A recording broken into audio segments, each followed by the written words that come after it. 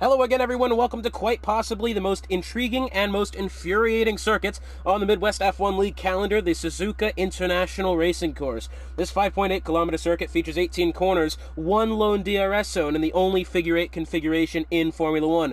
The biggest challenge for these Division 1 contenders today will be keeping it clean through the Sector 1 S's. And about 20 minutes ago, I was slated to go to Division 2, where they have a very hotly contested Drivers' and Constructors' Championship, but Division 1, unfortunately, not much of the same. It seems like Scornsey pretty much has the Drivers' Championship locked up, and Alpine pretty much have the Constructors' Championship locked up as well. So, we could sit back and relax and enjoy this Division 1 race without too much on the table, it seems. Hotspot on the call here. We're going to get ourselves a weather report in very shortly, hopefully.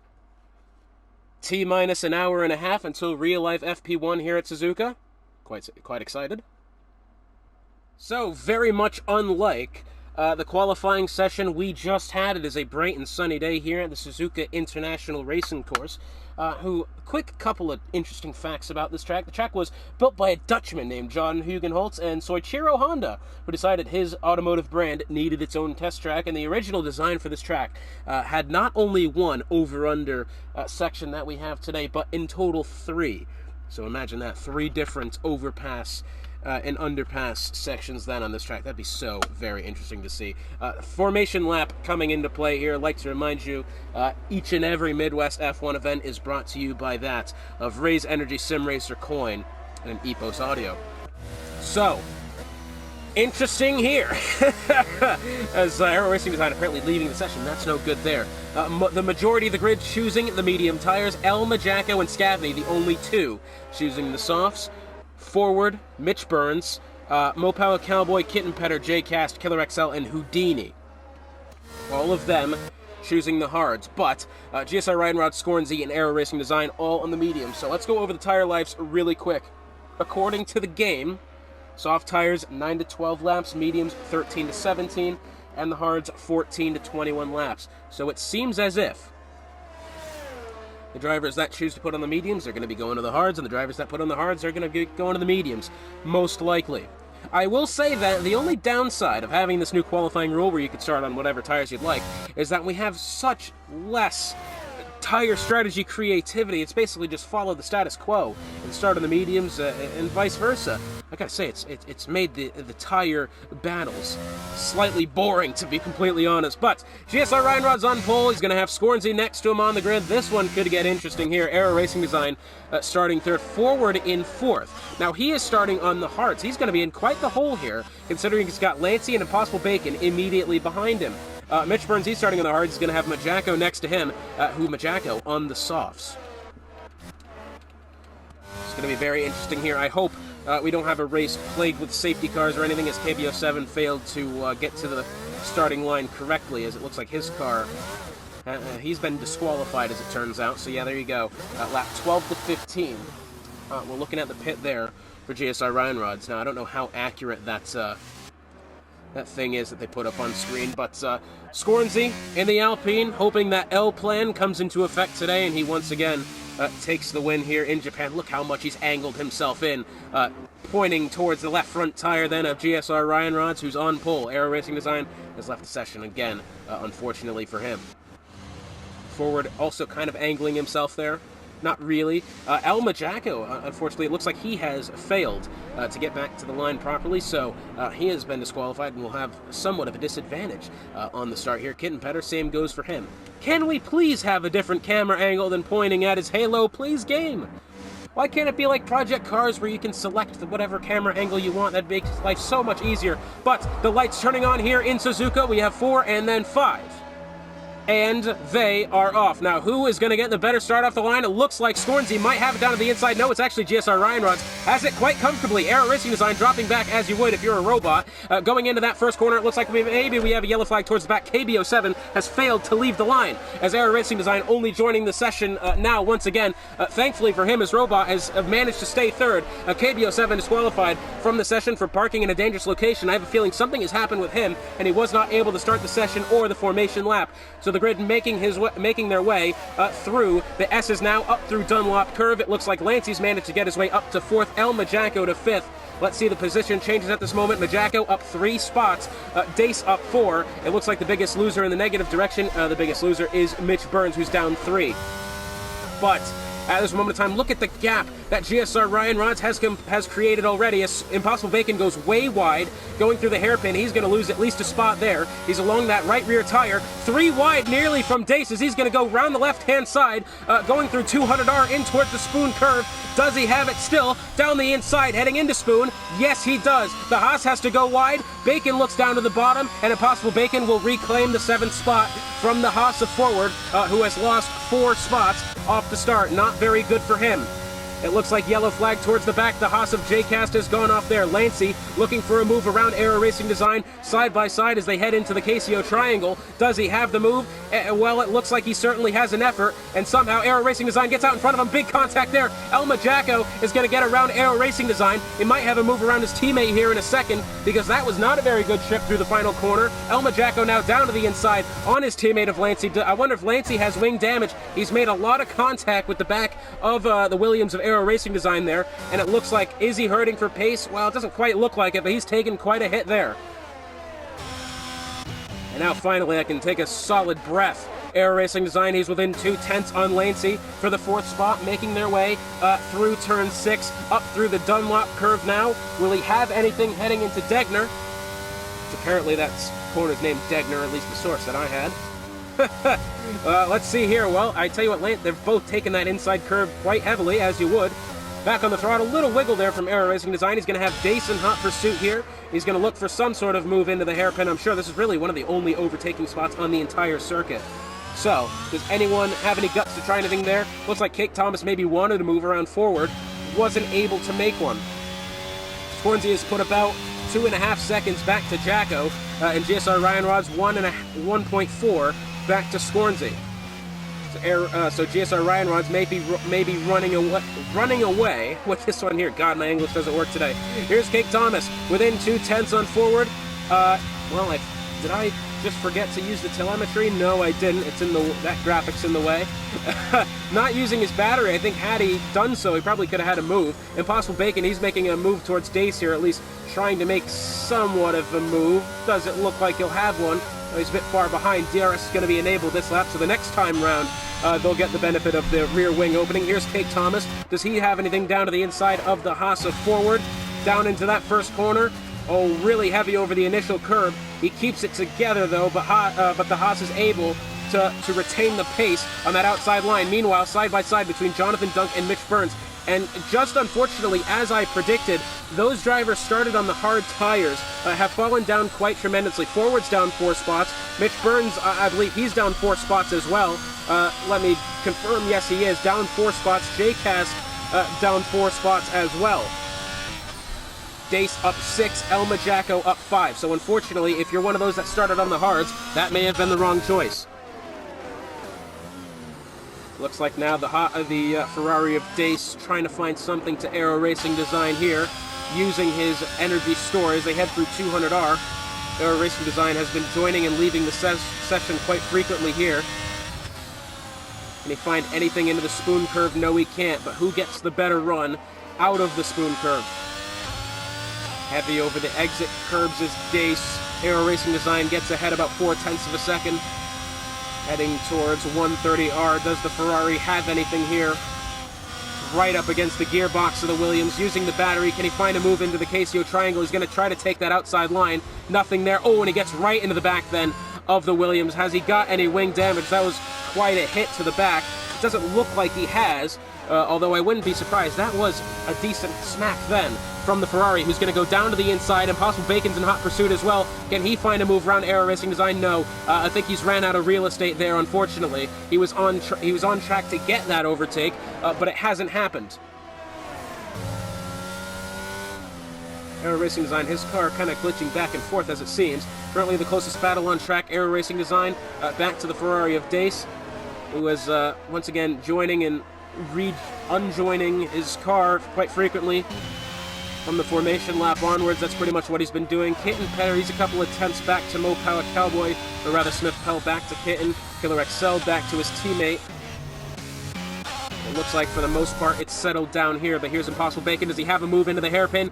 Yes, he does. Quite a late maneuver there. A little bit of wheel-to-wheel contact between the Williams and the Aston Martin, and I think Bacon's going to try to get him around the left side going through 200R, nearly into the grass. Does he have it going into the spoon curve? Really side-by-side now. Yes, he does, although I'm not sure he's taken the initial corner as well as he'd like. He's actually lost a bit of time now to Dace. This has put about 1.3 seconds back to the Ferrari, who's gotten away. Here's forward. He's making it around the the left-hand side of Aero Racing Design then. Hopefully he has it done before 130R, which he does. Nicely done from the Haas. GSR Ryan Rod's fastest lap, 1:32.766. Jake Thomas is within 5/10 now of the Williams of Aero Racing Design, who unfortunately I think got a better getaway off the final corner. Aero Racing Design, does he have anything for the Haas ahead of him? No, it doesn't look like he does. Wow! Early on the brakes there was the Williams of Aero Racing Design. Jake Thomas doing everything he could to avoid the slow Williams entering the corner. That was quite scary there. What a code brown for the Red Bull driver.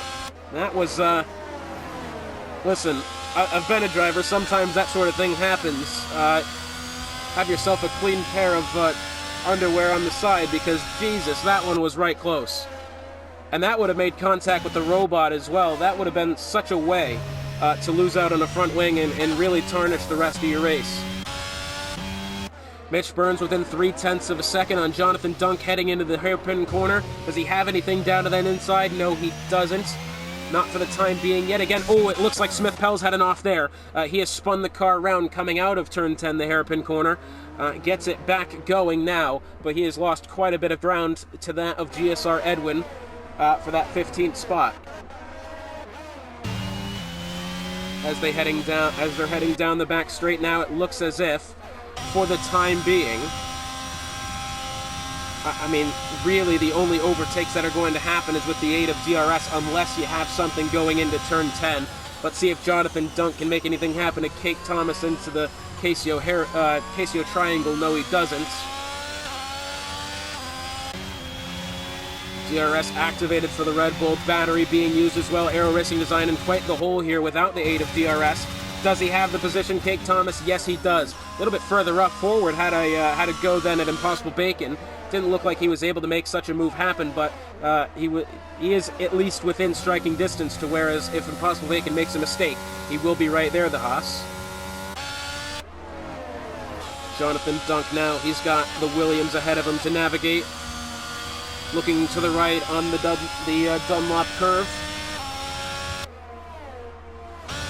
And again, these AI-controlled cars are such a nuisance, because really, I believe the AI is set at, what, 70 AI? I mean, that is nowhere near the skill level of the Division 1 drivers, I think. So really, it's just a matter of, can you get out of the way? Can you get around the AI car? I apologize if I'm calling Aero Racing Design an AI here. I've seen the message on the screen that he's left and joined the session so many times, I've actually lost track of what he is now, as Mo Power Cowboy looking for the move on Mitch Burns eventually. Meanwhile, Lancey is within 0.4 of a second on his teammate of El Majacco, who, by the way, El Majacco does not seem to be having a good go of it so far. 6 seconds behind Scornsey for second place. And mind you, those soft tires, I believe, are going to be wearing away quite quickly. You can already see, look at the graining on the right front tire there of El Majacco. We are definitely going to be seeing him come in quite shortly, as Lancey getting around the inside of his teammate there, heading into the first corner and then up through the S's then. Once again forward within 0.3 then of Impossible Bacon, wasn't able to make anything happen. Aero Racing Design to the back of Jake Thomas. Jonathan Dunk looking for something to be made as well.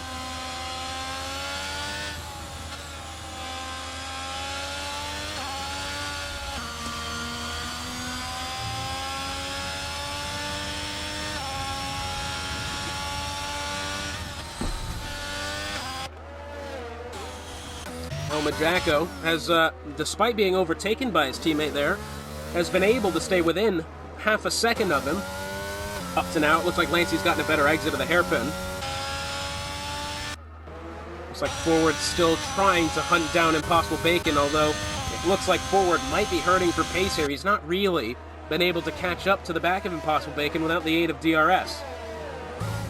Somewhere, Impossible Bacon is making up that time on Forward and then losing it through the DRS section, but he's not been able to really capitalize as the Haas.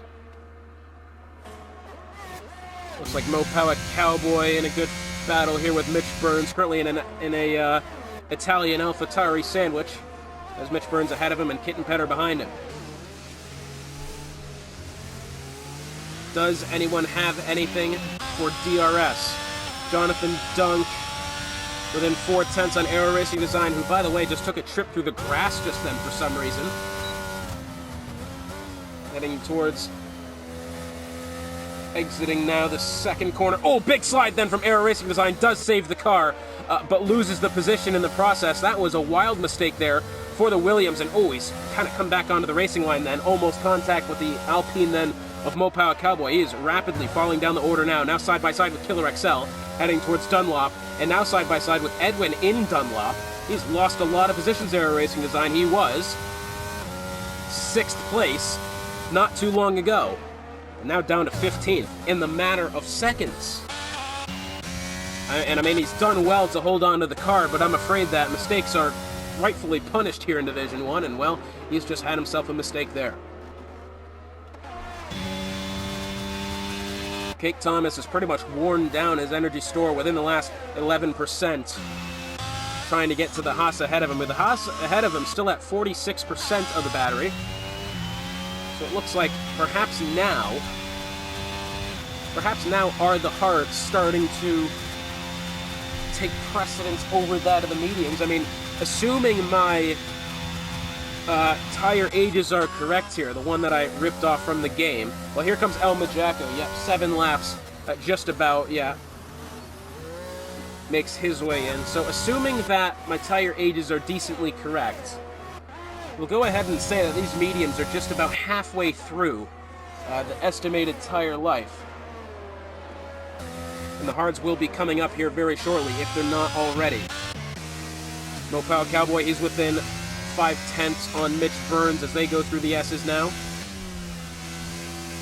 Once again, Dace up 8 spots since the beginning. Aero Racing Design down 11 after his mistake the lap before. Looks like Jonathan Dunk, he's within a couple of tenths on Cake Thomas. Does the Ferrari perhaps have anything for the Red Bull ahead of him? We'll have to see the times when they get up to it. Cake Thomas. Oh, well, we've already passed that section of the lap, haven't we? The timing line, yeah. Bit thick I am, to be honest. That's, kind of forgotten that. Anyways, Jonathan Dunk now within 3/10 of the Red Bull, within that slipstream, using his battery life as well. Mind you, the Red Bull down with his last 10% of his energy store. The Red Bull still got, the Ferrari rather, still has 60%. Does he have anything? Very, very well through the DRS, but what about now? As you can see, the recharge on for the Red Bull. Here comes the Ferrari. Does he have anything heading in towards 130R? He's going to go up the inside. Does he have it? Yes, he does. Brilliant maneuver there from the Ferrari to make that overtake happen. Calm and cool as you'd like. The Cake Tom is still in position here. I tell you what, he's gotten a much better exit of the Casio Triangle, and he might be within striking distance here of the Ferrari. Within the slipstream now, DRS open, using whatever battery he has left as well. Jonathan Dunk moving to the left side of the circuit in an attempt to break the toe, and heading into that first corner. Unfortunately, the Ferrari has gone out quite ahead. It looks like we have a yellow flag off towards the back. It is Stavney who's gone around there, and that is under the bridge, just coming out of it, actually. Unfortunate for him. GSR Edwin on his way into the pits. I believe he has just put on, well, I'd say a fresh set of hards. Am I correct about that? Yes, I am. I don't even need to look. So, oh my God! Mopower Cowboy, there's a tree in the way. Suddenly, we have a safety car. Now, what the hell's happened there? We're just examining the pit stop of GSR Edwin when suddenly Mopower Cowboy had gone clean around, going through the Dunlop curve, and he's lost his front wing. I'm assuming contact was made. And suddenly, that shakes everything up here. Wow, that one was rather unexpected, to say the least. And I tell you what, I don't know where his wing pieces has ended up, but this game really does give out safety cars for mere reasons like that. I'm not going to say whether it was just or unjustified, but it definitely seemed like maybe an exaggeration, as this game is prone to doing. So we're assuming we're going to see the drivers on the medium tires come in for the hards now. Lane C, I'm assuming he's going to be next up. Yes, he will. Dace in behind as well, predictably. So is Bacon. Forward, who I believe started on the hards, he's going to be staying out here. I wish I had an ability to see what percentage the tires were at. So that would be certainly quite helpful. He's actually going to come out in the lead here as the Haas. So the Haas of Forward, who started on the hards, does not have to pit. And he comes out to the lead. We're going to step aside while we let the safety car resolve itself here.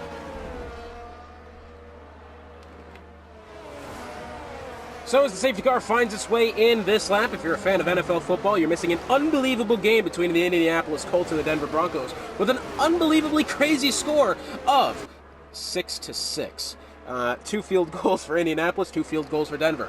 So, field coming back to green flag here. It looks like pretty much everyone has pit for the hard tires, everyone except for Forward, who, mind you, started on the hard tires, so he did not need to, but will need to eventually. About halfway through the Grand Prix now, green flag back underway here. GSR Ryan Rod's in pursuit. He's not actually been able to get the best jump of the safety car. Forward's actually put himself a little bit of ground between himself and Ryan Rod's. Jonathan Dunk's actually fallen quite far back than Abel Majacco, almost 1.2 seconds. I'm not sure what that's about, but he's not had himself a good beginning of the safety car here. And speaking of El Majacco, here he is now, within 0.3 of Bacon, but GSR Ryan Rods has closed the gap to the Haas of Forward as they go through Dunlop now. It's 0.3 of a second.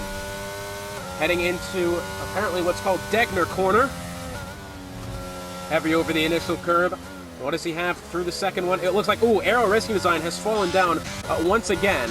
And unfortunately, it was for Aero Racing Design. We did learn this as we were away with the safety car. It looks like he wasn't able to join initially, joined, his game crashed, and eventually he's just decided to up and quit, unfortunately. That demotes both Williams drivers to 18th and 19th on the grid right now, as KBO7 was disqualified in the early going for what seemed to be some sort of an error with his setup as in, we're not really sure what's happened with him, but he failed to take off for the formation lap, and he failed to take off for the race as well.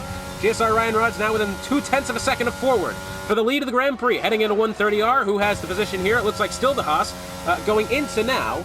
It looks like Aero Racing Design, has he crashed out again, going through the spoon curve? Yes, he has. Forward has the lead, temporarily just. GSR Ryan Rods looking around the left-hand side as they exit the final corner. The Mercedes, GSR Ryan Rods around the left-hand side. Does he have the position before heading into the first corner? It certainly looks like he will, and yes, he does. Nicely done then from GSR Ryan Rods, who once again takes home the lead of the Grand Prix. And once again, should Ryan Rods should he win this race today, he will once again be cost a Grand Slam due to being in second place under safety car. That is gotta be gut-wrenching, that. For the Mercedes. Oh, that's Aero Racing Design. He's retired from the session in the pits. Scornsey, he's within 0.3 of Forward for the second spot. He's got to be making up that ground now. I tell you what, this is crucial for Scornsey because really, once GSR Ryan Rods gets away to the lead here, as it looks like JCast has had an off, and that is going in towards turn number 10 a little bit further ahead. Oh, Lancey and El Majacco side by side now as they go through turn number 10. What's happened there? Who's actually spun off? Has it been, in fact, one of the McLarens? Has it been El Majacco? Or has it... I'm not actually quite sure what's happened there, but somebody has had themselves a little bit of an off on their way into turn 10. But meanwhile, as we were saying, Scornsey needs to get around Forward here because, as we saw, once the race got underway, once Ryan Rods gets out to his lead, it's going to be very hard to catch up.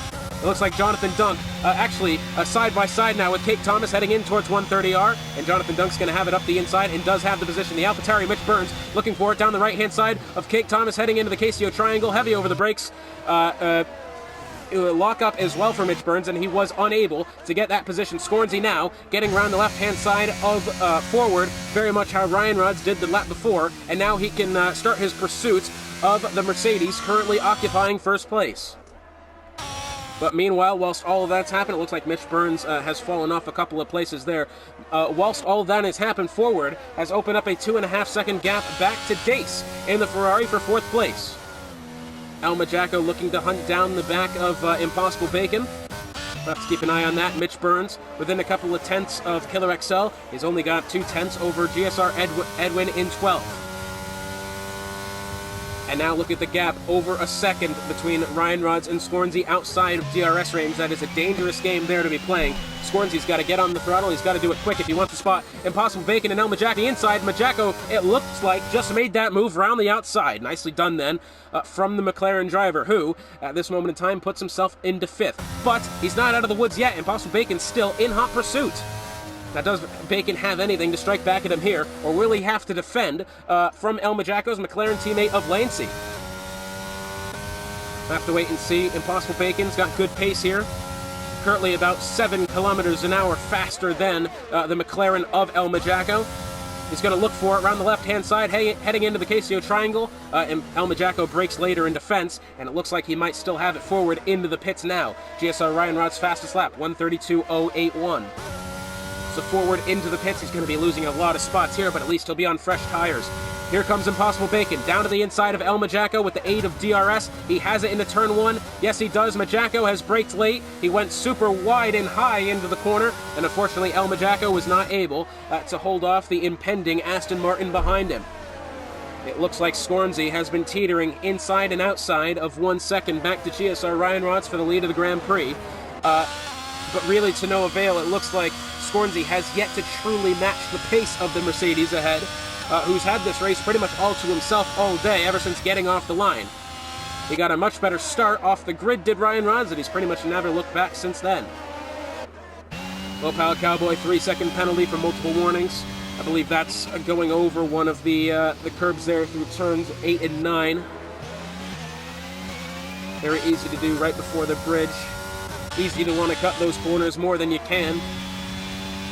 And here's Mitch Burns within 3 tenths on Killer XL, who trying perhaps to have a look at Cake Thomas ahead of him, but he's got to worry more about defending behind. Oh, big wiggle then. Oh, and right into the back of the Alfa Romeo goes Mitch Burns. That may open the door for either Kittenpetter, his teammate, or GSR Edwin. 2x2 as they head into 130R. This one's going to be quite interesting here. Goodness gracious, AlphaTauri Mitch Burns goes around, right back into traffic, and his teammate of Kittenpetter goes around as well.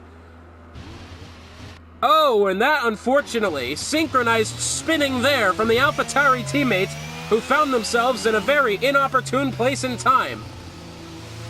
Going through 130R. That was very unprecedented there, as Impossible Bacon, getting sent down the inside by El Majaco, has reclaimed the 4th spot. But wow, what a turn of events that was for both AlphaTauri teammates, who find themselves now 15th and 16th. Not what they needed at all. And now here comes Jonathan Dunk. Does he have anything for Lancey ahead? He's within 2.5 tenths here of the McLaren. And now here's Scornsy, who is now outside of a 1.5 seconds back to GSR Ryan Rods, who this is 10 laps to go now. 4 tenths of a second. Jonathan Dunk back to Lancey. It doesn't look as if... I mean, once again, I say this about every week, but you really need to be within about 2 tenths to make any sort of overtake happen, even with DRS in your favor. The FIA designed these cars to follow closer together. They've done that, but they've not exactly solved unbelievable amounts of overtaking, have they? Here comes Jonathan Dunk, still within the wake of Lancey ahead. But again, not enough pace to make anything happen. Lancey, does he have a look on Impossible Bacon down the inside? Whoa, Jonathan Dunk has really had to take evasive measures there. Gets into the side then of the McLaren of Lancey. Somehow no damage was done, but you could see Jonathan Dunk really missed his braking point there. Or perhaps Lancey braked too early. It was hard to tell from that angle. But either way, Jonathan Dunk flirted with disaster there, and he's come away clean. Looks like GSR Edwin and Killer XL. Edwin's just made a move on Killer XL heading into that first corner. Nicely done from the Mercedes, whose teammate still leads the race by 1.3 seconds over that of Scornsy. Although I will say Scornsy shaved about 2 tenths of a second off since the previous lap. So that's good news for him. But he still has a lot of work to do and, well, not a lot of time. Cake Thomas watching Jonathan Dunk still battle Lancey ahead of him. Unfortunately, Cake Thomas, to me it seemed like, has been on the outside looking in of a lot of these battles so far today. Hasn't been able to really get within striking distance of any of these battles. I'm not quite sure. Can we look at the position change? I mean, he's up one spot, opposed to Edwin 7, Killer XL's 5, Smith Pell 6, Scavney 6, Dace is up 9.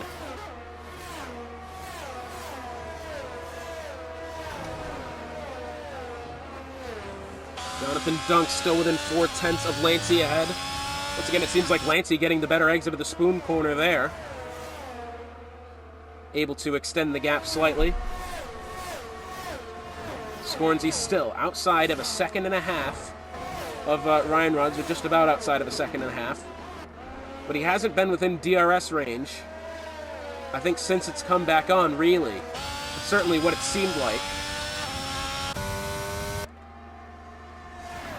Into turn number 1, the DRS train's fully happening now. Impossible Bacon's within a couple of tenths on Majako here.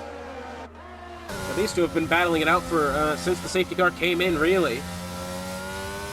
We'll have to see if Bacon can make a move on the McLaren ahead. Mind you, El Majaco's barely touched his battery, 64% opposed to Bacon's 40% as they make their way through the Dunlop curve. Let's see who's faster at this moment in time. Majako. Well, I didn't actually see. Well, that went away quickly. So much for statisticking. Looks like Scavney might have a move on Smith Pell here, heading into turn number 10. That's within a couple of tenths here. Does he have anything? He's going to look way down to the inside. Is the Aston Martin. Heavy contact with the side pod of the Alfa Romeo then, and somehow everyone's gotten away cleanly from that. Although that was quite some contact there for the Aston Martin, who I believe probably made the decision to try to brake late on Smith Pell just a little too late, and that's probably why that contact has happened.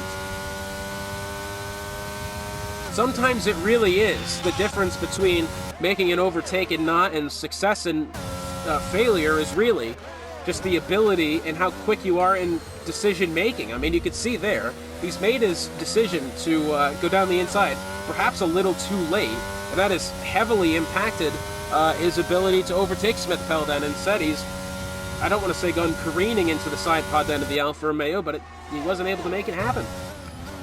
Lancey's within 3/10 of Bacon, Bacon within 3/10 of Jacko.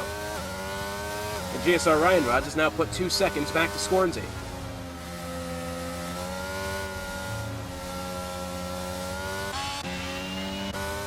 GSR Edwin within 2/10 on Cake Thomas. T-minus 29 minutes to the start of FP1 in real life at Suzuka. Imagine that, getting to watch an FP1 session stateside.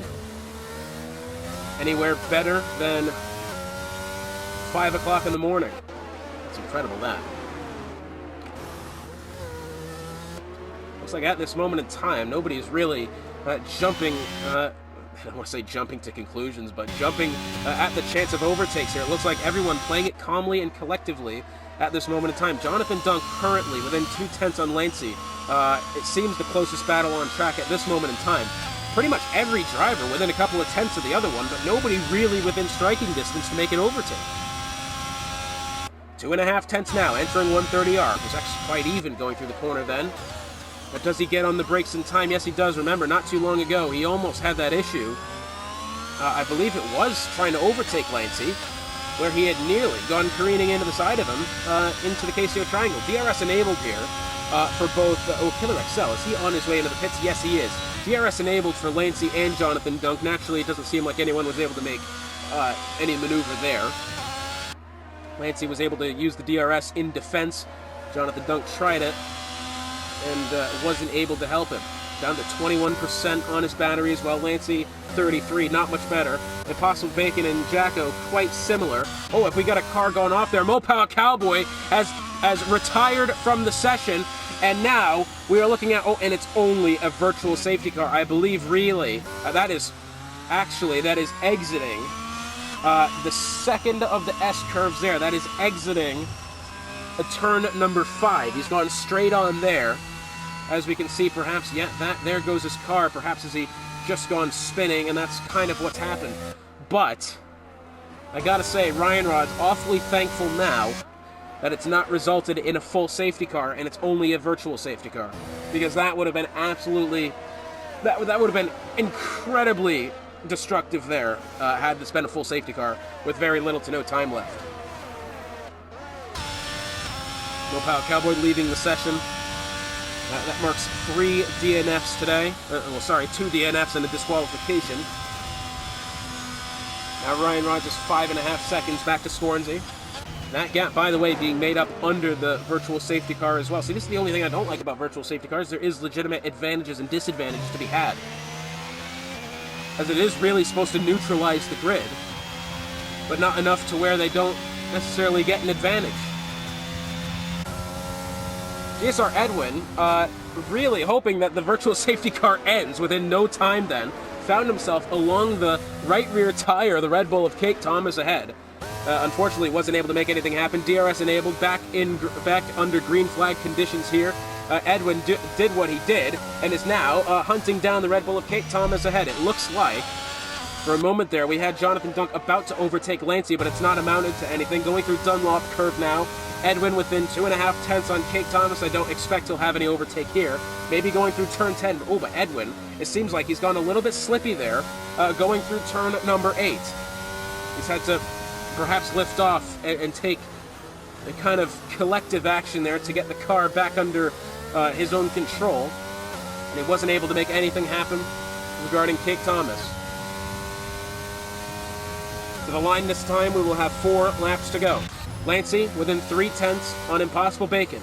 Bacon within 5 tenths on El Majacco. Those two have been battling pretty much all day since the safety car had come out.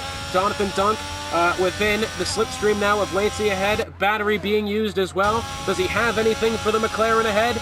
Going through 130R? No, it doesn't look like he has, but maybe can he outbrake him heading into the Casio Triangle? He's going to look down the inside. Nothing there, but Lancey's made somewhat of a mistake. That door's been left open, and not only has the door been left open, but the bugs have come in as he's got a 3-second time penalty for multiple warnings for going heavy over the second bit of the chicane, and now Lancey could find himself very much losing positions here. I'm talking all the way back to Scavney, down there in 10th.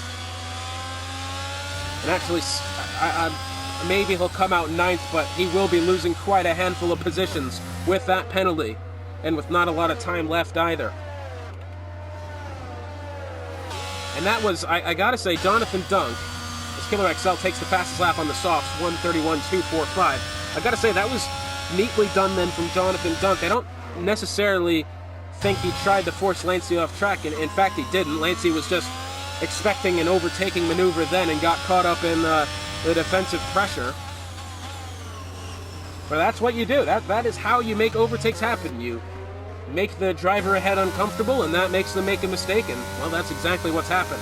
So even if Jonathan Dunk doesn't get the overtake done on track, he will get it done in the long run. Lancey, mind you, within 2 tenths on Impossible Bacon here, this being for the pit spot. Oh, and Lancey has gone around, slides into the grass, and unfortunately, I think he'll be losing more than just the handful of positions with the time penalty. He will now be down to 11th. As Smith Pell will be on his way to making that maneuver happen quite shortly, and even then, I think he might lose it back to forward even more.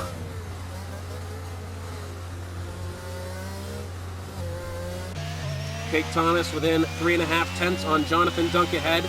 DRS and battery being used. Jonathan Dunk doesn't have the slipstream of Impossible Bacon ahead. He's a sitting duck here. Kate Thomas down to the inside, heading into turn number 1, and he's got it good. Does Edgar have a look for it as well? Oh, he very well might. Jonathan Dunk's gone wide through the first corner. A little bit of contact with the right rear tire of the Ferrari, and somehow, some way, Edwin, well, he didn't make the position happen, and nobody's crashed. Those are two, I don't want to say good things, because I would have liked to have seen the overtake happen. That would have been glorious if he did, but thankfully nobody's crashed. As Jonathan Dunk, I think, braked maybe a little late in perhaps defense then of Kate Thomas, because you could kind of do that going through the first corner of this track. You could brake later, take the higher line through it, and somehow maybe if you carry the speed out of said first corner, you can get the advantage heading into the S-curves, and I think that's maybe what he's tried doing, but he slid up the circuit too much. Edwin wanted the inside, didn't have enough to get it. And it has been all GSR Ryan rods all day. To the line this time, he'll have 2 laps to go. Impossible Bacon within 3/10 of Elma Jacko ahead.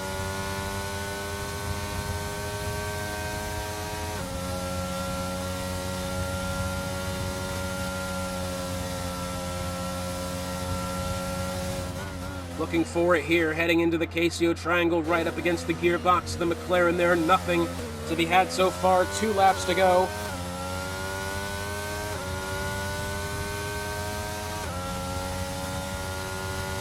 Still nothing there, but it looks like GSR Edwin down to the inside of Jonathan Dunk even before the first corner. That move was nicely done there for the Mercedes driver.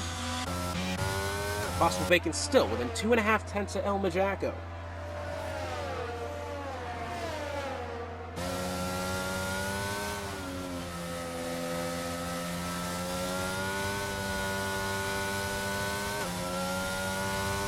Still nothing there so far for Impossible Bacon. Looking for it on Elma Jacko, but Jacko has had himself. AB07 saying he fell asleep. It's a bit odd. He's falling asleep on the grid. J-Cast says he just had himself an off. It almost looked as if he was in low fuel mode with how he was yellow flagged going down the pit straight then. Impossible Bacon, 0.3 of a second back to Jacko. Jacko has made very little to no mistakes so far today for Impossible Bacon to capitalize, and that being why Impossible Bacon is still behind that McLaren. He's had some great pace, has Impossible Bacon, but somewhere Jacko just has a little bit more. And it looks like Kate Thomas wants in on this as well. Final lap of the Grand Prix starting now for GSR Ryan Rods. Impossible Bacon maybe wanted to look around that left-hand side. Jacko blocks off the move smartly. It looks like GSR Edwin, and he's gone off there. I believe he was off to the inside of Kate Thomas, looking for a move to be made, and somehow he slammed on the brakes or something, perhaps contact, I'm not quite sure, but he has parked it on the exit of turn number 16, and he's not been able to make that one happen. Jacko up high on getting past the apex of turn 1, and he's held that position even more. Kate Thomas, I believe something may have happened there with Edwin, as he is now outside of a second, back to Impossible Bacon. Edwin might have the move on Jonathan Dunk. He's not got a lot of real estate to do it, and he doesn't have DRS anymore. I will say pretty much even Stevens on the battery life between that of Jacko and Impossible Bacon, both sitting low 40s. Does Bacon have anything? He knows he has to save it up, and then he'll use it heading in towards 130R. Really close to the gearbox. Then, big slide then from Impossible Bacon, and it looks like it's either Kittenpetter or Mitch Burns. It is Kittenpetter who's had an off going out of turn number 9, and that unfortunately will spell the end, well, not the end of his day, but the end of any overtaking attempts there. But GSR Ryan Rods making his way through the final corner now for his 3rd win of the season. It is GSR Ryan Rods at the line. Scornsy 7 seconds behind. He'll probably come home to take second. Impossible Bacon, does he have a move here on Elma Jacko heading into the Casio Triangle? He's going to look down to the inside. Does he have it? No, he doesn't. Very good try there from Bacon. Jacko's a little bit slow on exit there. And finally, it appears that one is settled down, but Jacko does win the battle for today. Bacon comes home 5th, Kate Thomas 6th, Jonathan Dunk 7th, 8th is Edwin, 9th is Scavney, and 10th is Forward. Lancey's apparently had somewhat of a penalty there, it seems. Yeah, that was a 3-second that he had before his spin that we were talking about before, but it is GSR Ryan Rods taking the win today for what is his 3rd win of the season, and he's done it in commanding fashion as well.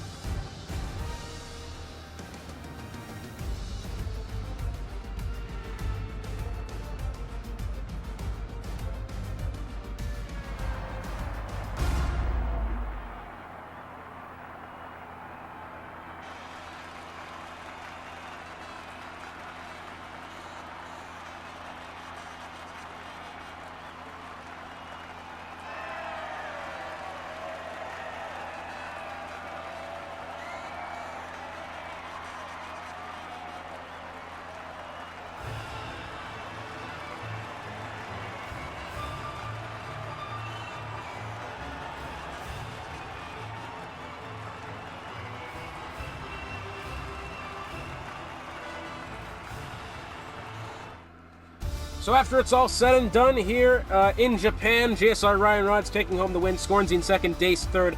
Elma Jacko finishes fourth behind what was an incredible battle with himself and Impossible Bacon, who finishes fifth. Kate Thomas sixth, Jonathan Dunk seventh, eighth is Edwin, ninth Scavney, 10th Forward, 11th Smith Pell, 12th is Lancey, 13th Mitch Burns, 14th Killer XL, 15th Houdini, 16th Jay Cass, 17th Kitten Petter, and then Mopal Cowboy, Aero Racing Design, and KBO7 unfortunately did not finish the Grand Prix. Well, it's been a very exciting Japanese Grand Prix here today, and if you're Elma Jacko, you're really going to enjoy the next one, as it's your home Grand Prix. October the 13th, we head to Australia for round number 13 of the Midwest F1 season. Thank you all for joining. Thank you all for joining us here in Division 1 Hotspot. It's been a pleasure, and we'll see you next week when we head to the Albert Park circuit.